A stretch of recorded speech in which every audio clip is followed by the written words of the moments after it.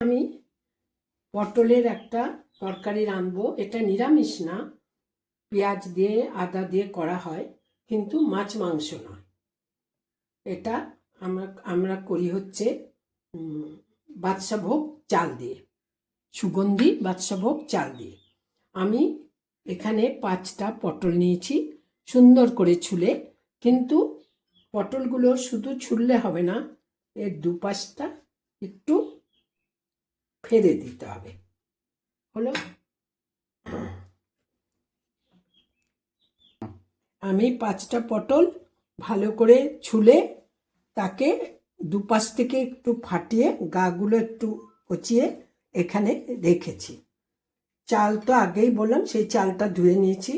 আর সোমবারের জন্য নিয়েছি সাদা জিরে, তেজপাতা, শুকনো লঙ্কা, এলাচ, দারচিনি, আর 2টো কাঁচা লঙ্কা রেখেছি, এটা পরে দেব। আর একটা বাটিতে 8 চামচ হলুদ আর 8 চামচ লঙ্কা গুঁড়ো।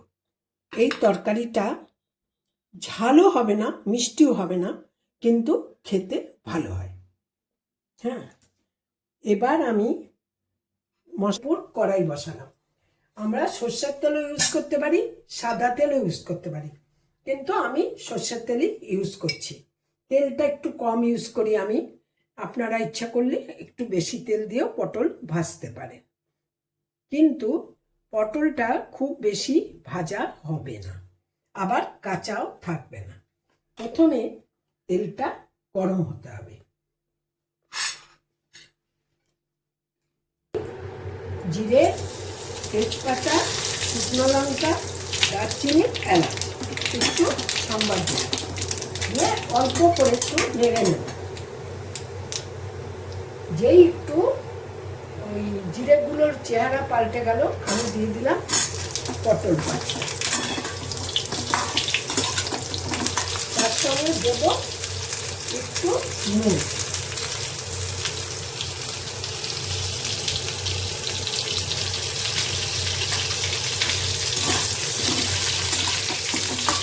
গ্যাসটা কিন্তু কমে রাখতে হবে, একদম লো আছে।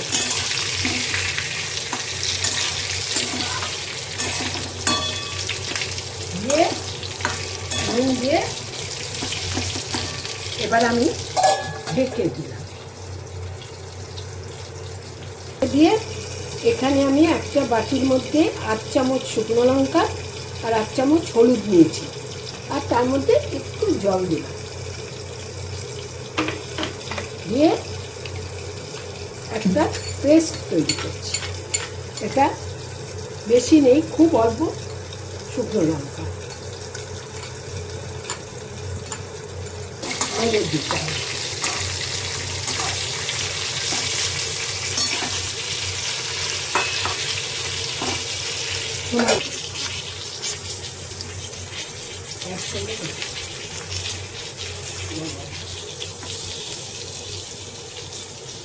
এক মিনিট মতো আমি ঢেকে রেখেছিলাম।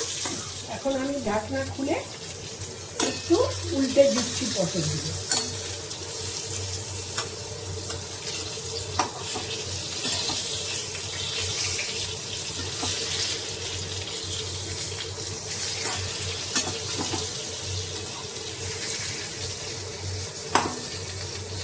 এই তো পটলটা দেখো ভাজা হয়ে গেছে, বেশি ভাজতে হবে না, কিন্তু পটলটা ভাজা হয়ে গেছে। পুরো রান্নাটা হবে লো ফ্লেমে। এবার যখন পটলটা ভাজা হয়ে গেছে, তখন আমি দেব চালটা, দিয়ে সরিয়ে রাখা চালটা।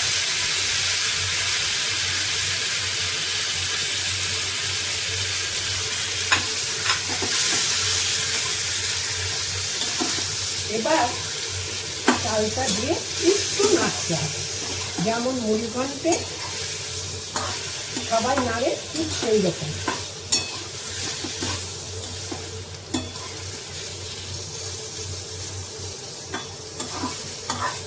এইবার দিয়ে দেবো আদা পেঁয়াজ, 1 চামচ, এই চামচের 1 চামচ আদা, এই চামচে 1 চামচ পেঁয়াজ। এই হচ্ছে মশলা। ছোটখাটো ভুল আমার ভালো। একটু নুনটা পরে দেবো, চিনি দেবো। চিনি কিন্তু অনেক দেবো না, একটু। কিন্তু এটা খুব ঝাল তরকারি নয়, সেই জন্য একটু চিনি লাগে। এবার দিয়ে দিলাম গুলে রাখা 1/2 চামচ হলুদ আর 1/2 চামচ লঙ্কা গুঁড়ো। এইবার কষাতে হবে।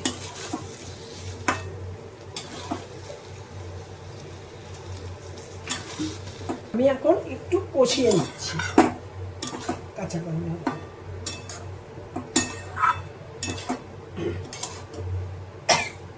কষানোটা হয়ে গেলে আমার গরম করে রাখা জলটা, বেশি গরম এখন নেই, ওই জলটা আমি দিয়ে দিলাম। পরে আমি দরকার হলে আরো জল দেব, আগে আমি ভিজিয়ে নিই।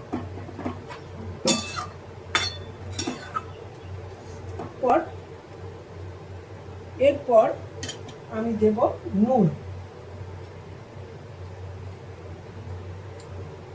নুনটা নিজেরা বুঝে দেবেন, কারণ পটল ভাজার সময় একটু দিয়েছি, এবার আবার দেব সেটা নিজের কিরকম নুন খান আন্দাজ করে। আমার হিসাবে এই চামচে 4 চামচের 8 চামচ চিনি নুন দিলেই হয়ে যাবে। এইবার আপনারা নিশ্চয়ই বুঝতে পেরেছেন আমি কি রান্না করছি। আমি আপনাদের বলেছিলাম পটল, এটাকে বলে চাল পটল। বিশেষ করে বর্ষাকালে বা অনেক সময় রুটি দিয়ে খেতে এটা খুব ভালো হয়। রুটি দিয়ে যেমন বাড়িতে লোক আসলে আমরা মুড়িঘণ্ট করি, তেমনি এটা আমরা চাল পটলও করি। হ্যাঁ, কিন্তু এর মধ্যে আমিষের মধ্যে থাকছে পেঁয়াজ আর আদা। এরপরে একদিন আপনাদের আমি নিরামিষ চাল পটল করে দেখাবো।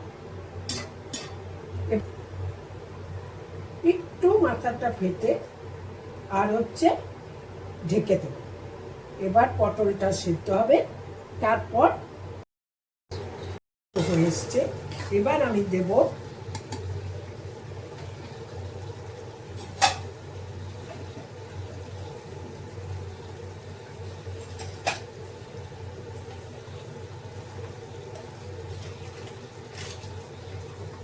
হাফ চামচ ঘি আর 1 চামচ 8 চামচ গরম মশলা,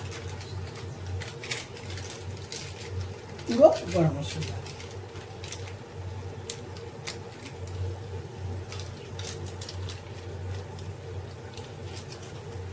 কি লিখেছিস? পুরো মশলা। এই জায়গাটা না দেখালে ফটোটা যদি হয়। অফ করে দিলাম। এবার আমার হয়ে গেছে। না, আপনি বেছে নেবেন তেজপাতা আর শুকনো লঙ্কা।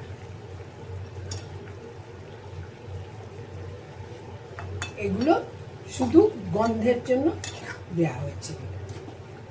ব্যাস, আর রান্না শেষ। পটলগুলো ভালো সেদ্ধ হয়েছে, আশা করি চালটাও ভালো সেদ্ধ হয়েছে। এরকম করে খেয়ে দেখবেন।